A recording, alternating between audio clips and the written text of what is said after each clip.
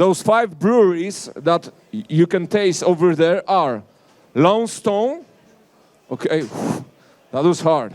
Icebreaker, 90 BPM, those guys from 90 BPM are here, Victor and Leo. Give them a hi. Come on. Give them a sound, thank you. Gekko Brewing and another French word. Les Intenables. Les Intenables. Les Intenables. So, I've spelled this right. I'm very... Ooh, that was hard. And we have Alex from Find French Beer. And I'm going to ask them a few questions. So, I'll sit over with you, guys. I think we'll start with Alex. Yeah. Alex, Hi. tell us something more. Is it on? I think it is, yes. Yes, it is. Great. Please tell us more about what Fine French Beer really is.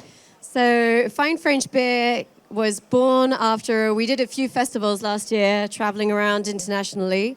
We were in Ireland, we were in London, we went Barcelona, and we were seeing these amazing breweries, and not a single French brewery was there. And I just thought it was a real shame because the French craft beer market has evolved so much in the last 4 or 5 years. And when I asked brewers why this was, in general, it was just a lack of opportunity, a lot of logistics, a lot of time, travel. And so I thought, how can we make this easier? And so I created Fine French Beer with my sister, who is over there, Olivia. Hello, how are you? Are you having a good time? Awesome. She is the finance guru of the association. And yeah, the idea was to create an easier access to international festivals for the French breweries and to bring French brewers outside of France and have our beer also recognized as good quality beer overseas. And not only those 5 breweries are in your organization, am I right? No. So this is the first festival we're doing, but there are about 15 breweries part of the association. And right now, this is the first one, as I was saying, also, but we're thinking of doing the Barcelona Beer Fest, the London Craft Beer Fest, the Berlin Beer Fest, Helsinki Craft Beer Fest. So we'll be alternating, rotating the breweries and trying to get as far as possible. Okay, so we will keep our fingers crossed. So the French craft beer will go to all other countries, not only in Poland, not only those festivals you mentioned. But I want to ask you this thing. France in our country is mainly associated with cheese and wine. Yes. With the frog. How do you say it? Frog legs. Yes, you know. It is frog legs. Yeah. Exactly. But brewing is also quite decent in your country. I'm tasting a really decent IPA from Les Intenables, I suppose, yes? Oh, Lone Stone. I have a Lone Stone at the moment. And I'd like to ask you, how did the beer revolution come to France? Is it any event that you're marking it with? How does it look? I'm going to answer what I think, then I will let these guys, because these are a perfect example of how craft beer came to France. But I think it came later than in the UK and in the US. But I think in general, people were just tired of industrial blonde, blanche, triple that you could find everywhere. And taste buds are changing. People wanted more bitterness, more flavor. And also, France is a country where people enjoy drinking and eating. And I think in general, people were willing to try new things and enjoy their beers in the same way they enjoy wine. And as for the craft beer industry, I'm going to let these guys talk about their experience because they're perfect examples. Exactly. So I think we share kind of the same path with Poland and most like countries in Europe. Because usually it's like an encounter with one type of beer. And for France, it was IPAs, obviously, and I think probably for Poland as well. The same was here. The West Coast style classic IPA for Leo is in Canada because he lived there. For me, it was in California. And it just, that moment when you drink something, you say, wow, that's amazing. Why don't we have that in France? So that's what kind of pushed us to make the brewery. In France, obviously, the first ones to get there were the bigger ones like Brewdog, Mikkeller, and those kind of breweries. And I think the first generation of craft beer in France started really around 2012, 2013. There was a second generation around 2015, 2016, and we're kind of part of the new generation with les Intenables and everything, so we're like 2 years old. But yeah, I think we share the same path. And I think the main differences as well is like we have a lot of Belgian, also a lot of Belgian beers in France that kind of also that competed with craft beer. Like the triples, especially in France, are very big. And so that also kind of delayed a little bit the whole process, because people, when they wanted some craft good beer, they would go for the Belgian triple. And now they go for IPAs and sours. How does the market in France looks like? Because as I said, France is mainly connected with wine. Yeah, everybody drinks wine in France. I have an aunt who lives in France. I was there a couple of times. Great place, great country, but nobody connects France with beer. How does the market looks at the moment, the craft beer market? Leo? Okay. Yeah, I think craft beer market in France is a bit like in Poland. A lot of people were just drinking industrial beers right now, a lot of wine, and now I think there are less wine drinkers and both industrial beer drinkers, and more interested into craft. So this is maybe the same path than Polish breweries. So yeah. Alex? Yeah. I do think one thing that's interesting to note about the French market is we do have the influence of the wine culture. And so the way we try the beers, I mean, I do think a lot of the beer geeks, but we have in France, galopin, so it's 15 centiliter glasses. And I think of this because I had some Irish friends come around once for a tap takeover, and they were offered these glasses, and they were like, what the fuck do I do with this? Give me a pint. So we have this approach of, and there's even a category of beer that's called les bières de dégustation. So it's not the sessionable beers. It's really like we are here to try it and to do food pairings and to really enjoy it and get the nuances in. And then another influence is definitely the terroir and the wine drinking habits. And a new style in France is definitely the wild beers, barrel-aged wild beers. So it's not exactly born in France, but we're taking what the Belgians have been doing, what the wild ales from the States, and we're appropriating it and creating a lot of really interesting new wild styles. These guys have been doing it in Burgundy, very, very traditional wine region. So it's a good way of actually getting into the market and getting wine lovers interested in what we're doing. Okay, so those two guys here are from the 90 BPM Brewing Company. 90 BPM means 90 beats per minute. That's quite a slow tempo. I'm a musician, and it's like a... Exactly. So what kind of music do you brew beer to? To be honest, I personally listen and play way faster music, so more like 180 BPM, but more metal music and rock music. Thrash metal. And thrash metal, yeah. And so the name for the brewery is just, it came from our birth year, so 1990. We are both, yeah. Okay. And what did you brought with you to Poland? What can we drink from 90 BPM Brewing Company? Right now on tap there are like a dark Czech lager, so dark lager, but quite hopped, so with quite strong bitterness, and also very drinkable NEIPA called Royal Canin, so easy drinking beer. Yeah. And I don't know if the people that are here were yesterday at the tasting session, but yesterday we tried to make the focus on barrel-aged beers because we're from a wine region, so we also have a barrel program. that's releasing this year because we are 2 years old, so it's kind of new. And so we brought like a dark sour Flanders style, but with Burgundy and barrel You aging. mainly use wine barrels? Yes, we use wine barrels. We have a lot of wineries in the region. So we are from Dijon, which is known for the mustard, if you know the Dijon mustard. I love the Dijon mustard, yes. Thank you. Really nice.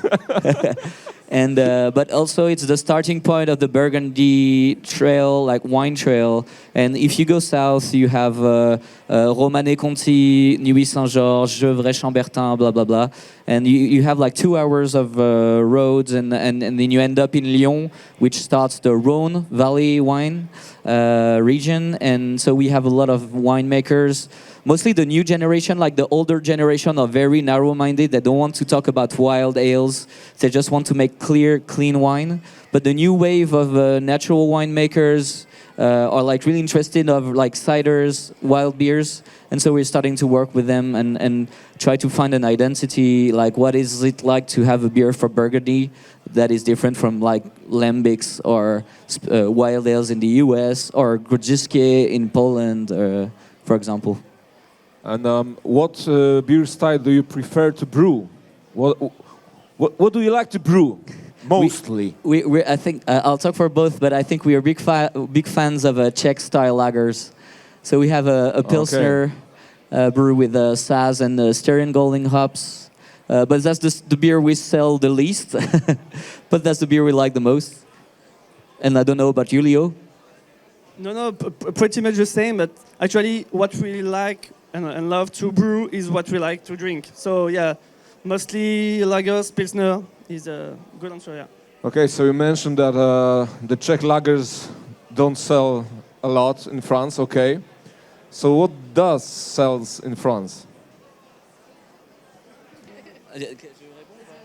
Well, it's hoppy, like New England IPAs and sours. I'd say it's 90% of the market right now. Okay, Also imperial stouts as well, but I think we have the same thing in common, because in Poland also the main beer that are selling are IPAs, and at this time mostly the hazy IPAs with almost no bitterness inside. My heart is crying about it, but okay, that's the market, and we have to face it. We have to face it. it's like the untapped syndrome. Yes. Like there are, there are a couple of breweries in France that just only brew double IPAs and imperial stouts, and they do like have a separate brewery for like other styles.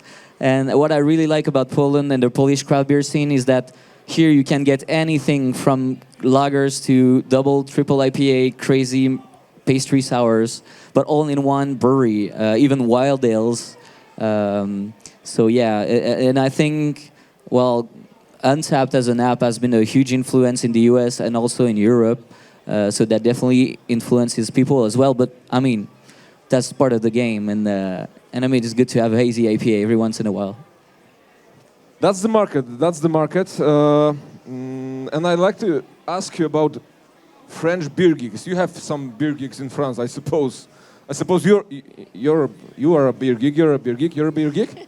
I'm a beer gig. No, you're I've not a never beer been gig? on Untapped. You've never been on Untapped. Nope. But you enjoy drinking beer. Sorry? You enjoy drinking beer. I absolutely love drinking beer, but So you are a beer geek. I don't like the term beer geek because I always associate it to the people who will be at the festival and rating every single beer and grading it. And I think beer has to stay something that is a popular drink, that is delicious, that is just fun drinking and something of a community. And I find that my impression of beer geeks is something that in the end ends up being quite solitary and a personal experience, whereas to me it's to be shared. But I think that's the definition of a beer geek. You don't. I'm a beer geek, and Okay. last time that I used Untapped was like I don't know, maybe 2 months ago. I don't give a shit about Untapped at the moment. It doesn't concern me anymore. Yeah. The more important thing for me is when I come to festivals, the most satisfying thing from it, it's not the beer, it's Yeah, you guys. it's the people. The people. Yeah. The vibe that comes from all of you. So I think, does it look the same in France? What excites an average French beer geek? Sorry, what? What's exciting for an average Okay. French All right. beer geek? I guess, I mean, they're always looking out for new things, definitely new styles. As Victor said, it is mostly hoppy beers, new experimental hops, and wild ales, sour beers, the barrel aging. There is a trend for collaboration brews as well. I think that's a really cool thing that we find in the craft beer industry. It's an industry that's still very open to sharing their experiences.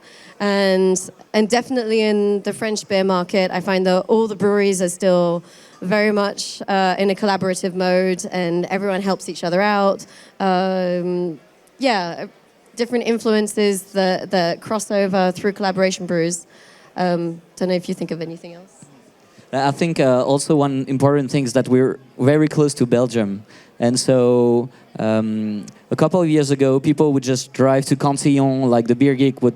And I do that all the time when I go to Belgium, and you spend like an afternoon in Cantillon sharing bottles, drinking great stuff, and I think the beer geeks in France are excited probably about the same things as the beer geeks everywhere in the world. It's special cuvées, special barrel-aged things that you can share with friends, that you got maybe not even from the same country, but from another country. Usually the US, obviously, but also like I tasted an amazing mead like 20 minutes ago from here, and I really wish I can bring back to France to make them discover that, because I know they're gonna love it. So I guess, yeah, it's finding things you cannot find everywhere else and things that taste good. Okay, you mentioned that most people also love the Belgian beer. Yes? Here in Poland we have this thing about Belgian beer, which I don't agree with, but some people say that Belgian beer is boring. I totally disagree. Totally. I love Belgian beer. I love those quadruples, triples, blondes. They are awesome. So I think that's the difference mainly with French beer geek and Polish beer geeks. You love Belgian beer, I suppose. You do? Well, beer geeks in France love Belgian beer? I think there's a kind of a pattern in France where you start, like the first beers you drink is like Heineken or the macro lagers. And then the second step is you go to Belgian triples and quadruples. And then you start getting interested in IPAs and sours and imperial stouts, barrel aged, wild ales. Totally different way than in Poland. Here in Poland, when you're starting to drink Tyskie and Żywiec on all those shitty beers, then you go to Hefeweizens, Paulaner, Franziskaner, and after that, the IPAs, I suppose. And I remember I think it's a French brand, Fischer. Yeah, I remember that. Okay, so guys, yesterday you had a tasting program downstairs. Tell us more about this event. How do you enjoyed it? How was it?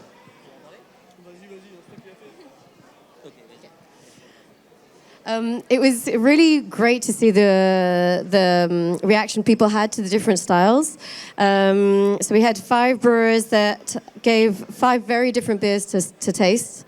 There was a particular favorite, but I felt like people were waiting for the wild ale the barrel aged beer that they offered. But in general, very receptive. They asked a lot of questions about the French beer scene, which was great. And one question I absolutely adored was they asked the French brewers what they thought of the Polish beer market, but also what are they going to take home with them. So like anything we found, any ideas were born from this festival. And there were 2 things that I personally discovered in this trip. So as well as the amazing craft beer scene here that I was not expecting at all, it's just unbelievable the number of breweries that are around and all produce really, really good beers, really, really balanced beers, really different styles, so that's great. Great surprise was also Polish hops. It's not something we find that much in France yet, and it's really great to see beers that have been brewed 100% Polish hops, very aromatic, very balanced. And one other personal favorite of mine has been tasting Grodziskie. I can't say it here. Yes, you can say Grazer, Grazer, yeah. Grazer beer. Grodziskie, yeah. Grodziskie. Because the ones, I mean, there are a few in France, but my experience has been that they've been very, very quite sort of round and really smoky, whereas the ones I've had here have been incredibly dry, crisp, balanced, just such sessionable beers. And I do just want to sit down and eat and have a pint with that. Yeah, we call it the Polish champagne. Yeah. It has to be crispy, it has to be dry. Exactly. Very drinkable, yeah, and smoky. Exactly. So that was a great question that we were asked yesterday. I don't know. Well, same here. During the tasting, I was also impressed because the people that came to the tasting were very knowledgeable. So we had very specific questions about processes, how we barrel age the beers, and what I found was that we have the same references. We have the same people know their beer, and it's great because you share beer and you have a vision, and when you see people that share the same references and understand what you're trying to do. And I think that's super important to have when you start a brewery, to have like references, some beers you look up to and that you want to make and make people discover. And yeah, just like the Polish breweries have a very high level and are very like in quality very good. Like the people were also very knowledgeable. So it was really great to share with them. Okay, so tell us what interesting beer have you drank on the festival? Something special that dropped to your eyes? Maybe the first beer actually I drank on the festival was from Greenhead, like 100% Ziggy hops, I think. Yes. Really impressive, really good. And just right now we had like Magic Road, crazy beer, like it was chocolate bar, stout, awesome. I mean, and yeah. What did you do? Well, we went to Pinta Barrel program as well to get the barrel age stuff. But I suppose those are one of the best beers on the festival. Yeah, and same.